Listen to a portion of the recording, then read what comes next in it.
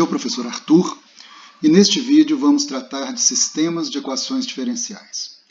As equações com que lidaremos aqui são lineares, homogêneas e com coeficientes constantes. Também estaremos restritos aqui a sistemas com duas equações e com matriz de coeficientes diagonalizável nos reais. Os sistemas que trataremos então têm esta forma, onde os elementos A e J da matriz de coeficientes são reais. Cá está o sistema. A variável independente é t e temos duas variáveis dependentes, x1 e x2. A derivada de x1 é igual a a11x1 mais a12x2. A derivada de x2 é a21x1 mais a22x2. Este sistema pode ser escrito numa forma matricial. E definindo as matrizes x' de t, A e x de t apropriadamente, podemos escrevê-lo numa forma compacta. X' de t igual a x de t.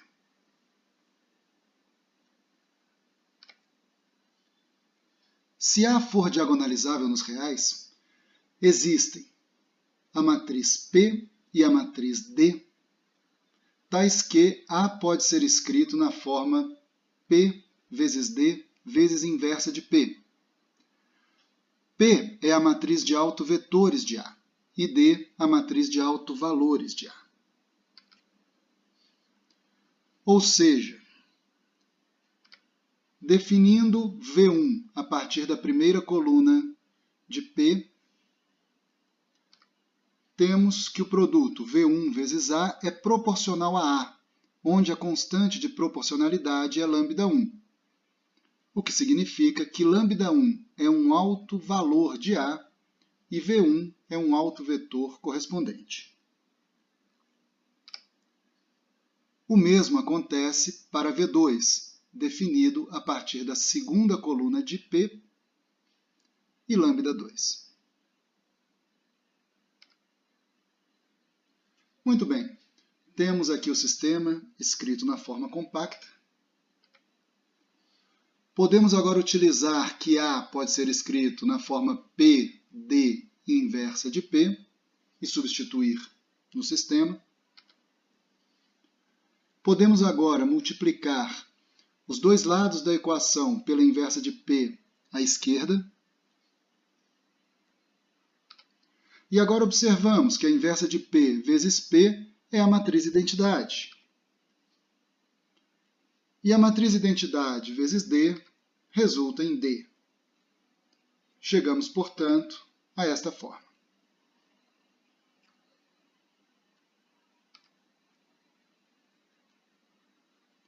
Cá está a forma. E estamos prontos para definir novas variáveis a partir da definição de y e y'. A matriz y será definida como inversa de P vezes x, e isto será substituído na equação. Da mesma forma, a matriz y' será definida como inversa de P vezes x' e substituída na equação. Chegamos então a esta forma. Antes de prosseguirmos, vamos observar quais são as relações entre os elementos de y e y'. O nome que foi dado para y e para y' sugere que os elementos de y' são as derivadas dos elementos de y. Vamos ver se isso realmente acontece. Comecemos analisando a forma da matriz y de t. Ela foi definida como inversa de P vezes x. Vamos aqui explicitar os elementos da inversa de P para podermos escrever a equação numa forma expandida. Colocamos aqui a forma expandida de x também. E agora podemos efetuar este produto de matrizes, encontrando então este resultado. Chamaremos W11x1 mais W12x2 de Y1 e W21x1 mais W22x2 de Y2. Uma vez que x1 e x2 são funções do tempo, naturalmente y1 e y2 também são. Voltemos nossa atenção agora para y' de t, que é definido como inversa de p vezes x' de t. Utilizando a forma expandida para a inversa de p e para x', encontramos esta forma para y'. Podemos fazer o produto para chegarmos a esta forma. E agora, comparemos este elemento, o elemento 1, da matriz y' com o elemento 1 da matriz y. Podemos notar que o elemento da matriz y' é exatamente a derivada do elemento da matriz y. Portanto, faz sentido chamarmos este elemento de y', uma vez que y1 é o correspondente elemento em y. Comparando o elemento 2,1 das duas matrizes, também constatamos que o elemento de y' é realmente a derivada do elemento de y, o que nos permite, então, chamá-lo de y2'.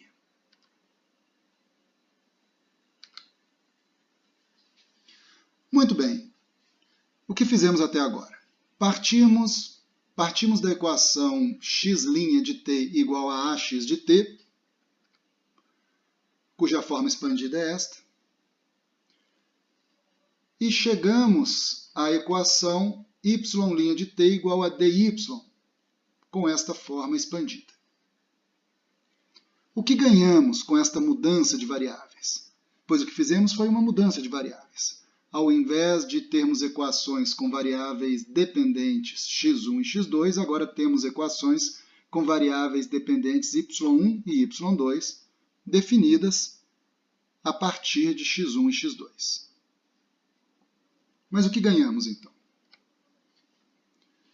Comparando as duas equações, o que vemos de essencialmente diferente é que a matriz de coeficientes para a equação expressa em y é diagonal, ao contrário da matriz de coeficientes para a equação expressa em x. Na equação expressa em x, a derivada de x1 depende tanto de x1 quanto de x2, e a derivada de x2 também. Ou seja, as equações estão acopladas. Não há como resolver a equação para x1 sem resolver ao mesmo tempo a equação para x2. Já nas equações escritas usando as variáveis y, nós temos a equação para y1 desacoplada da equação para y2. Isso fica claro se escrevermos, então, esta equação numa forma não matricial.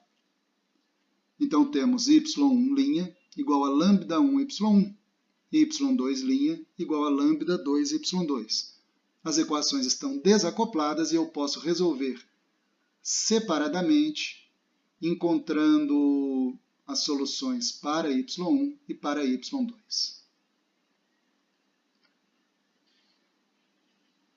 Estas equações são bastante simples, elas são lineares, elas também são separáveis, ou podem ser resolvidas mesmo por inspeção, dadas as suas simplicidades.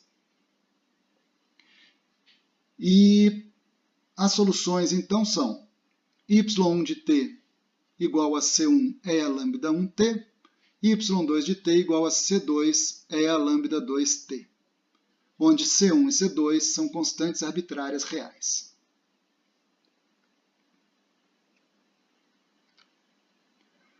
Muito bem, encontramos as soluções para as variáveis transformadas y, mas o que queremos são as soluções para as variáveis originais x. Para voltarmos para x,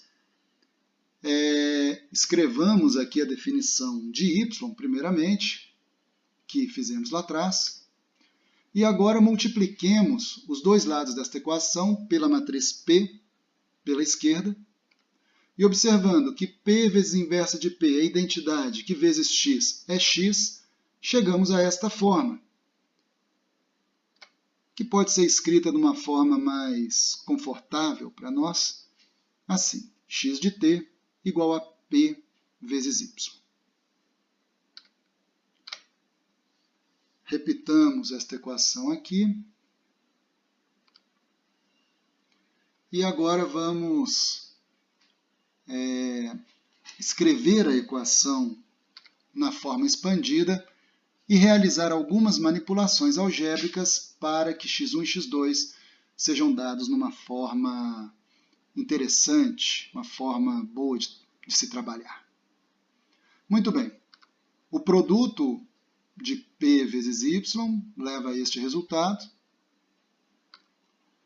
Agora, incorporamos as formas que encontramos para y1 e y2 na equação.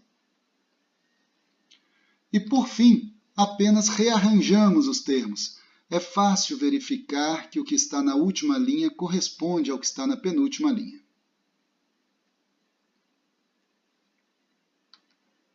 A solução, então, ficou com esta forma, onde C1 e C2 são constantes arbitrárias reais, como definido lá atrás.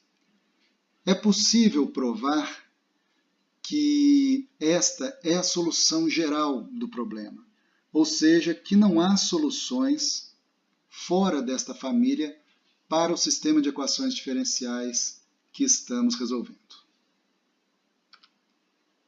Podemos escrever esta equação na forma compacta para observar que é bastante simples escrever a solução, uma vez que já tenhamos diagonalizado a matriz A, ou seja, que já tenhamos encontrado seus autovetores e seus autovalores. Então, a matriz com as soluções x de t vai ser esta combinação linear entre um termo que é o produto de E elevado a um alto valor lambda1 vezes t, multiplicado por um correspondente alto vetor V1, e um termo análogo envolvendo lambda2 e um correspondente alto vetor V2. Se quisermos, ainda podemos escrever a solução numa forma não matricial. Façamos um exemplo agora. Exemplo composto por um sistema de equações diferenciais do tipo que estamos analisando e condições iniciais para x1 e x2. A matriz de coeficientes é esta, e seus autovalores e autovetores podem ser facilmente calculados. Utilizando estes autovalores e autovetores, podemos montar a solução geral da equação diferencial. Observe que o autovetor V1 e o autovalor lambda1 foram utilizados neste termo, e o autovetor V2 e o autovalor lambda2 neste termo. Esta, que é a solução geral da equação diferencial, também pode ser escrita numa forma não matricial. Agora, vamos utilizar as condições iniciais para encontrar as constantes C1 e C2. Assim, x1 em t igual a 0 é 9 e x2 em t igual a 0 é menos 1. Levando isto em conta, encontramos este sistema de equações algébricas que nos permitem encontrar os valores para C1 e C2.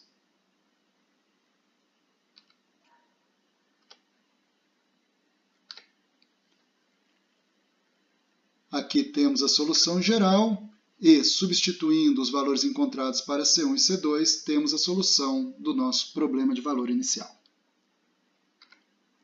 Numa forma não matricial, podemos expressar esta solução desta maneira.